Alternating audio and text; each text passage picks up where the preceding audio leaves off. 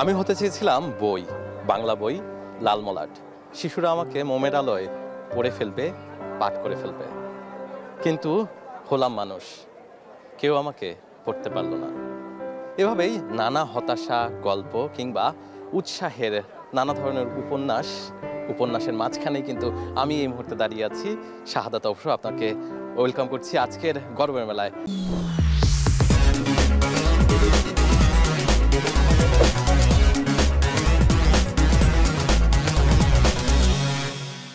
আর আজকের যেই বইমেলা সেই সম্পর্কে বলতে গেলে কিন্তু আজকের বইমেলা পুরোটাই পরিপূর্ণ। আজকের বইমেলাতে যারা যারা এসেছেন প্রত্যেকেই নিশ্চয়ই ভাবছেন কিছু না কিছু বই কিনে নেবেন।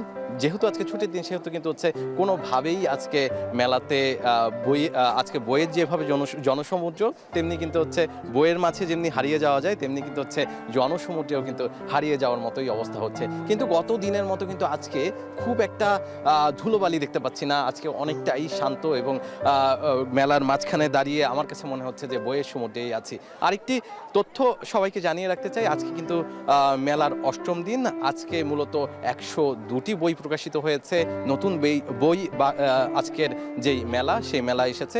একই সাথে মোট বইয়ের সংখ্যা দাঁড়িয়েছে ৫৫৬টিতে। এই পুরো বইমেলা জুড়ে আমার এইখানটায় দাঁড়িয়ে কিন্তু মাঝে মাঝে ইচ্ছা করছে যে প্রকাশক হয়ে যেতে, কারণ এই বইয়ের লোভ আমার কিন্তু কোনোভাবেই সামলাতে ইচ্ছে করছে না। কারণ যখনই আমি প্রকাশক হয়ে যাব তখনই এই সবগুলো বই আমার হয়ে যাবে। যখনই পাশে দেখছিলাম যে লেখক আছে, লেখকরা কিন্তু হচ্ছে বিভিন্ন ধরনের অটোগ্রাফ দিতে ব্যস্ত, আর একই সাথে যেই লেখক আছেন প্রত্যেকের আশেপাশ জুড়েই কিন্তু পাঠকের আনাগোনা আমি লক্ষ্য করেছি। তখন কিন্তু আমার খুব করে ইচ্ছা করছিল যে লেখক হয়ে যাই।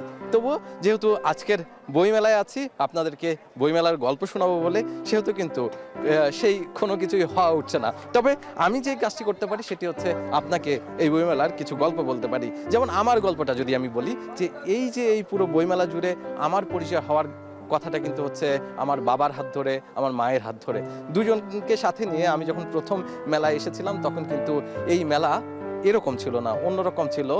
তবে এই পুরো মেলায় যারা যারা এসেছেন বেশিরভাগই কিন্তু হচ্ছে পরিবারের সাথেই এসেছেন। তাদেরও কিন্তু হচ্ছে সেই আমার প্রথম দিনের যেই শৈশবের বাবা মায়ের সাথে যেভাবে আমি এসেছিলাম তাদেরও হয়তো বা সেই অনুভূতিই হচ্ছে। আমার বয়সে এসে সে নিশ্চয়ই এই কথাগুলো কাউকে বলবে অথবা আপনাদের সাথে এভাবেই কোনো না কোনোভাবে শেয়ার করবে।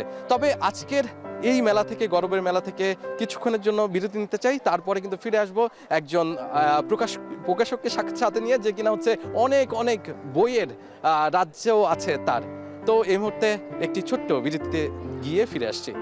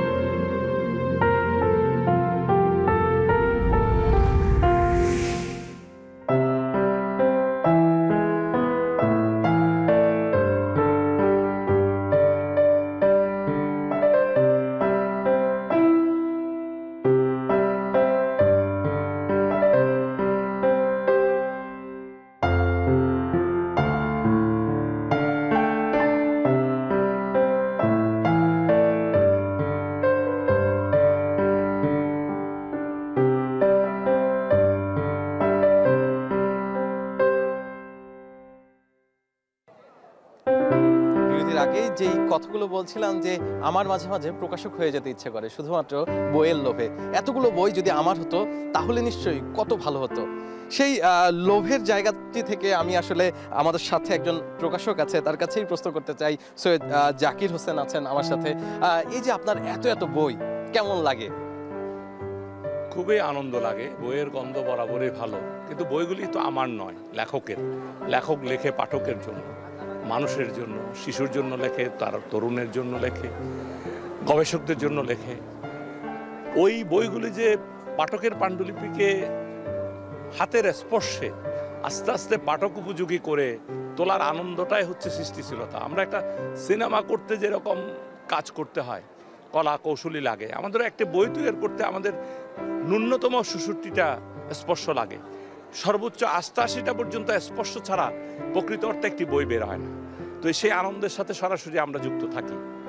বাহ, বেশ আনন্দের জায়গা। যেটি বলছিলেন যে অনেক মানুষের হাতের স্পর্শ প্রয়োজন হয় একটি বই বের করতে। তো এবারের বইমেলায় কিংবা এই যে যারা নতুন প্রজন্ম আছে, এই বইমেলাতে তো বেশিরভাগই নতুন প্রজন্মকে দেখতে পাই, তারা আসলে কি ধরনের বই পেতে চায় বা পছন্দ করে? তারুণ্য সবসময় আসলে তারুণ্যের একটি ঝলসানো বিষয় থাকে। তারুণ্য সবসময় প্রশ্ন করতে জানে, তারুণ্যকে প্রশ্ন করতে জানার সৃষ্টি করে যে বই, সেই বই তারুণ্য সবসময় চায়। কিন্তু আমাদের বর্তমানে সোশ্যাল মিডিয়া যেন তারুণ্যকে সুনির্দিষ্ট কিছু জিনিস যেন খাওয়াতে চাচ্ছে, আমাদের দেশের শিক্ষা ব্যবস্থা যেন সুনির্দিষ্ট সিলেবাস পড়াতে চাচ্ছে। তারুণ্যকে যদি আমরা উন্মুক্ত সিলেবাস পড়তে দিই তাহলে বইয়ের দরকার হবে। সেই হিসাবে তারুণ্য কিন্তু নিজের জিনিসটাকে খুঁজে নিতে জানে। আমরা দেখেছি যখন আমরা শিশুদের জন্য তরুণদের জন্য বইয়ের ছোঁয়া নিয়ে বইকে তাদের ছোঁয়া নিতে আমরা ছুটে বেরিয়েছি দেশের বিভিন্ন অঞ্চলে, বিদ্যাপীঠে, তখন দেখা গেছে তরুণরা সবচেয়ে বেশি আসলে বই পড়ে, বিশেষ করে শিশুরা। এখন কেন বই পড়ে? কারণ তারা ওখানে তার নিজস্ব একটা ভ্রমণ পায়, প্রকৃতির সাথে শিশুদের একটা মেলবন্ধন আছে। প্রকৃতি, সে দেখে একটি গাছ চারা পড়লো, আস্তে আস্তে পাতা হলো, পাতা থেকে কাণ্ড হলো, আস্তে আস্তে গাছটা বাড়ছে। ঠিক তারও যে মনোজগৎ বাড়ে, এই বাড়ার ব্যাপারে এই বইয়ের পাঠটা তাকে সহযোগিতা করে। এই জন্য সে নতুন নতুন গল্প, নতুন নতুন বিষয়, নতুন নতুন রং সে খুঁজে বেড়ায় এবং সেটা পায় আসলে বইতে।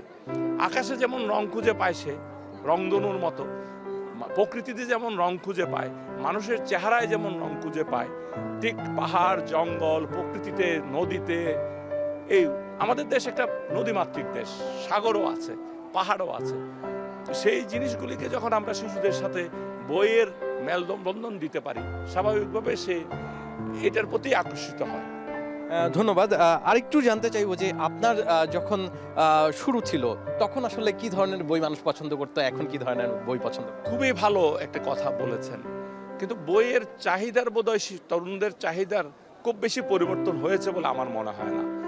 একসময় হয়তো সায়েন্স ফিকশন পড়তো, একসময় আমরা ছোটবেলায় থ্রিলার বেশি পড়তাম, রহস্য।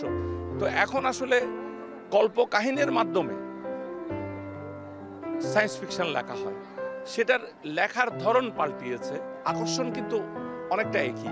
তবে যেহেতু এখন পৃথিবীটা হাতের মুঠোয়, আজকে এই যে গ্রাফিতি দেখতে পেয়েছি আমরা, গ্রাফিতি বাংলাদেশের কিশোররা কিভাবে এত করলো? কারণ হচ্ছে সারা পৃথিবীতে গ্রাফিতি বা অঙ্কন শিল্পীরা কত নতুন নতুন স্টাইলে আঁকছে, সে খুব দ্রুত তার ডিভাইসে সে এটা দেখতে পেয়েছে। সে শুধু বাংলা ভাষার সাথে নিজের কথাটার সাথে এটা লিঙ্ক করে নিজে সৃষ্টি করেছে। তো সুতরাং উন্মুক্ত পৃথিবীতে আমার চিরায়ত মাটি থেকে যে উৎপাদন, সেই উৎপাদনের সাথে আমার মনোজগতের উৎপাদনের লিঙ্ক করে যে বইগুলি আসলে তরুণরা পায়, তারা সেটাই পড়তে চায়। আচ্ছা, আরেকটু জানতে চাইবো যে এই যে আপনার শুরুটা, কেন প্রকাশক হলেন, কেন লেখক হলেন না? লেখক তো ছিলাম, তবে বই করিনি। হয়তো বই করলে অসংখ্য বই হওয়ার সুযোগ ছিল। খুবই ছোটবেলায় লেখালেখি করেছি, তখন 6, 7, 8, 9, 11 ক্লাস পর্যন্ত।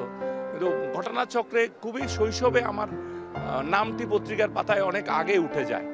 নাম, এই যে লেখালেখির সাথে নাম ফাটানো, যে এটা কেন জানি, এবং এক পর্যায়ে মনে হলো আমি কল্পনা করতে পারি ঠিকই, কিন্তু সেটা কলমে আরেকজনের মনোজগতে প্রভাব বিস্তার করার মতো বোধহয় আমি লিখতে পারবো না।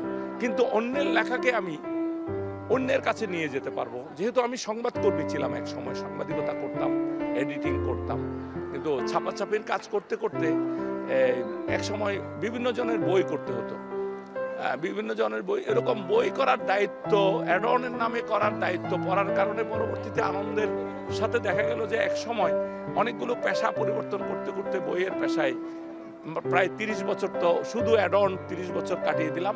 কিন্তু অ্যাডনের বয়স আরও বেশি, একটু প্রায় 42 বছর অ্যাডনের বয়স। অ্যাডন পাবলিকেশনের বয়স হয়তো 30, আর আমার এসব ছাপাছাপি বা বইয়ের সাথে বয়স বললে প্রায় 45 বছর।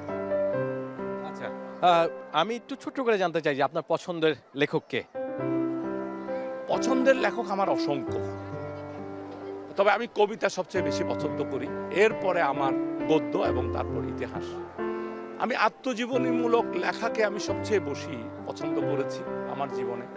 অনেকগুলো আমার মনোজগতে, আসলে পাঠ জগতে আমাকে বইয়ের চাইতেও লোকগান বেশি আমাকে পাওয়া বিস্তার করছে। লোকগানের যে চিরায়ুত মননের পরিবর্তন, সেটা লোকগান অনেক বড় কথাকে খুব এক লাইনে, লালন, রাধারমন, হাসান রোজা, যেমন আমরা ওই আজারবাইজানে ইমাদউদ্দিন নাসিমের একটা বই আমরা লোকজ কবি 1400 শতকের, সেই বইটাও আমরা বাংলা ভাষায় গত বছর এখানে প্রকাশ করেছি।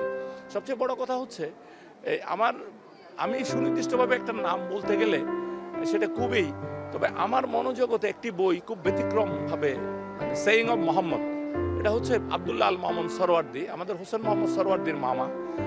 তাদের জন্ম আসলে এই পুরনো ঢাকায়, তাদের বাবা ঢাকা আলিয়া মাদ্রাসার প্রিন্সিপাল ছিলেন। ধন্যবাদ আপনাকে। আসলে আপনি যে বইটির নাম বলেছেন, এই বইটি নিশ্চিতভাবে আমরা প্রত্যেকেরই পড়া উচিত, পড়ে দেখব। তবে এর আগে একটু বিরতি থেকে আসতে চাই, তারপরে আবার ফিরে আসবো গর্বের মেলা নিয়ে।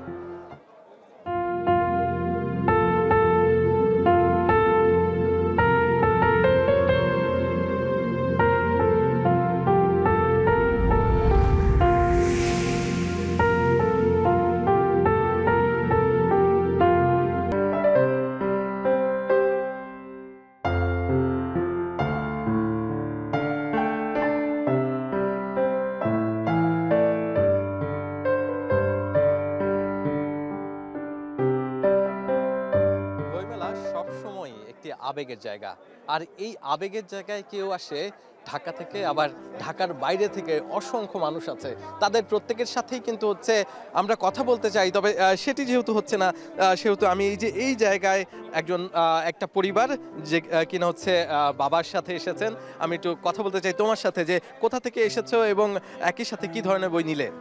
আসসালামু আলাইকুম, আমার নাম জান্নাতুল ফেরদৌস সোহা, আমি লালবাগ থাকি। আজকে আমি আমার বাবার সাথে বইমেলা এসেছি।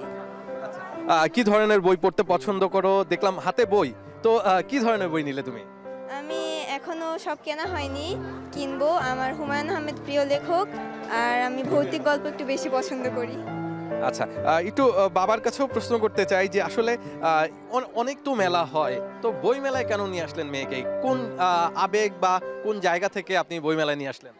অ্যাকচুয়ালি বাচ্চা আমার ছোট, এখনও মাত্র ক্লাস 8-এ।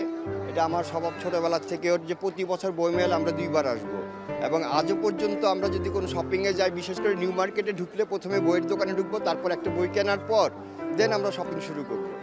যেমন এখনও ছোট, আমার তো ফিলোসফি পছন্দ, কিন্তু ওকে তো এত হার্ড বই দেওয়া যাবে না। হুমায়ুন আহমেদ যে সায়েন্স ফিকশন, এই ভদ্রলোক একটা বই লিখছে, শহীদ মোহাম্মদ, একজন জেনারেল ব্রিগেডিয়ার, দেখি উনি কি লিখছে। হালকা মাঝারি ধরনের বইগুলো এখন দিচ্ছি।